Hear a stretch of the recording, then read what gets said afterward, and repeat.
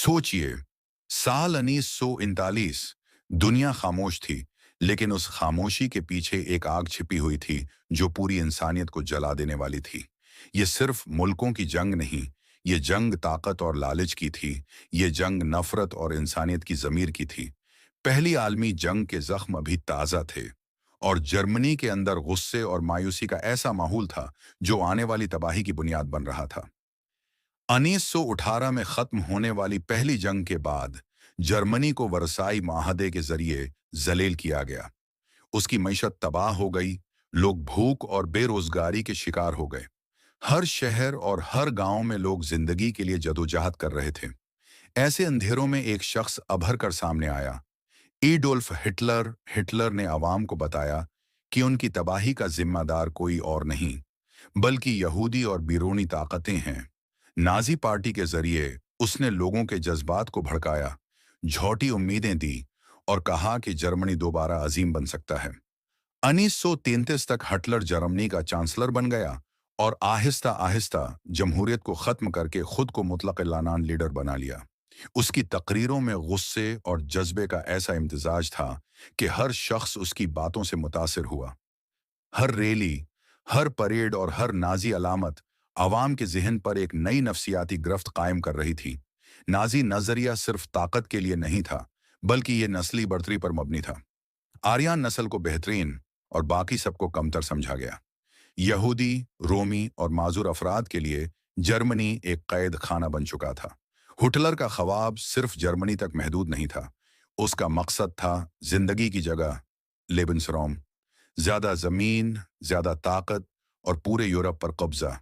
Germany को दोबारा मुसल्लह करना, फैक्ट्रियां और फौज बढ़ाना और पूरे बराज़म पर गुरूर का राज कायम करना, ये सब हिटलर का ख्वाब था। 1938 में ऑस्ट्रिया को जर्मनी में शामिल कर लिया गया और फिर सोडेटन लैंड को चेकोस्लोवाकिया से ले लिया गया। बर्तानिया और फ्रांस ने अपीसमेंट पॉलिसी अपनाई। सोचा हिटलर यहां रख जाएगा, लेकिन यह सिर्फ एक भारी गलती थी जो आने वाली तबाही का दरवाजा खोलती है। 1 सितंबर 1939 को हिटलर ने पोलैंड पर हमला कर दिया। उस एक हमले ने सिर्फ पोलैंड को नहीं, बल्कि पूरे यूरोप को जंग की तरफ धकेल दिया। बर्तानिया और फ्रांस ने जर्मनी के खिलाफ जंग का ऐलान कर दिया, लेकिन जर्मनी ने ब्लिट्जक्रीग स्ट्रेटेजी इस्तेमाल करके सबको हैरान कर दिया। टैंक, हवाई जहाज और इन्फेंट्री एक मरबूत हमले के साथ पोलैंड पर बरसे जैसे बजली का तूफान। चंद हफ्तों में पोलैंड गर गया और जर्मनी ने डेनमार्क और नॉर्वे पर भी कब्जा कर लिया। फिर बेल्जियम, नीदरलैंड्स और लक्समबर्ग को लेकर फ्रांस पर ताकत दिखाई गई।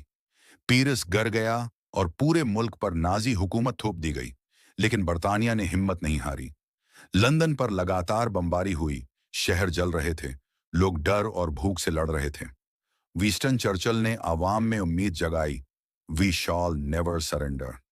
बरतानवी फजाइया ने जर्मन हवाई फौज को हरा दिया और यूरोप में मुजाहमत का पैगाम दिया। लोग अंधेरों में भी रोशनी की तलाश कर रहे थे, और ये रोशनी उनके लीडर की हिम्मत थी। इसी दौरान नाजी हुकूमत ने इंसानियत का सबसे खौफनाक जुर्म अंजाम दिया, होलोकास्ट। लाखों यहूदी, रोमी और माजूर अफराद को हिरासती कैंपों में भेजा गया। गैस चेम्बर्स, भूख, तशद्दुद, ये सब मुनज़्ज़म मंसूबे के तहत किया गया। ये सिर्फ कत्ल नहीं था, बल्कि इंसानियत का कत्ल था। खानदानों के दरमियान दूरियां, बच्चों की चीखें और कब्रों की कतारें, ये सब यूरोप के दिल को हिला कर रख दिया। 1941 में हिटलर ने सोवियत यूनियन पर ऑपरेशन बारबारोसा के जरिए हमला किया। शुरू में जर्मन फौज ने काफी इलाका कब्जा कर लिया, लेकिन रूस की सख्त सर्दी, लंबी सप्लाई लाइंस और सोवियत फौजियों की मुजाहमत ने जर्मन फौज को रोक दिया। स्टालिनग्राड की जंग ने जर्मनी के लिए टर्निंग पॉइंट बनाई। जर्मन फौज की पहली बड़ी शिकस्त यहां हुई। इत्तेहादियों ने देखा कि नाजी ताकत अब कमजोर हो रही है और अब वक्त आया है काउंटर अटैक का। एशिया में भी तबाही छिपी हुई थी। जापान ने चीन और साउथ ईस्ट एशिया पर हमला किया। शहरी और फौजी दोनों मुतासिर हो रहे थे। 7 दिसंबर 1941, पर्ल हार्बर। जापान ने अमरीकी न्यूल बीस पर हमला किया और अमरीका जंग में शामिल हो गया। ये जंग का गेम चेंजर साबित हुआ। जापान ने पूरे साउथ ईस्ट एशिया में कब्जा बढ़ाया اور اپنا گریٹر ایسٹ ایشیا کو پراسپیرٹی اسفیئر قائم کرنے کی کوشش کی۔ افریقہ میں German general Rommel desert fox نے اتحادی افواج کو روکا۔ صحرا میں ٹینک اور فوجیوں کے درمیان خون بہا۔ اتحادی افواج نے آہستہ آہستہ زمین پر قبضہ حاصل کیا اور جرمنی پر دباؤ بڑھتا گیا۔ ہر قدم پر موت، ہر رات میں اندھیرا اور ہر شہر میں خون۔ افریقہ بھی ایک جنگ کے میدان میں بدل گیا تھا۔ 1944 میں ڈی ڈے آیا۔ اتحادی افواج نے فرانس کے نارمنڈی بیچ پر ایمفیبیس لینڈنگ کی۔ فوجیوں نے سمندر پار کیا، گولیاں اور بمبوں کے درمیان آزادی کے لیے۔ ڈی ڈے کے بعد پیرس آزاد ہوا اور اتحادی افواج جرمنی کی طرف بڑھے۔ یورپ کے اندر نازی لوگوں کے لیے خوف کا ماحول پیدا ہو گیا۔ 1945 میں اتحادی افواج برلن تک پہنچ گئیں۔ ہٹلر نے بنکر میں خودکشی کی اور نازی جرمنی خاتمہ ہو گیا۔ جاپان اب بھی ہتھیار نہیں ڈال رہا تھا۔ امریکہ نے ہیروشیما اور ناگاساکی پر ایٹمی بم گرائے۔ شہر پل بھر میں تباہ ہو گئے۔ لوگوں کے چہرے، شہروں کے ملبے اور انسانیت کی چیخیں، یہ سب دنیا کے لیے یادگار لمحے بن گئے۔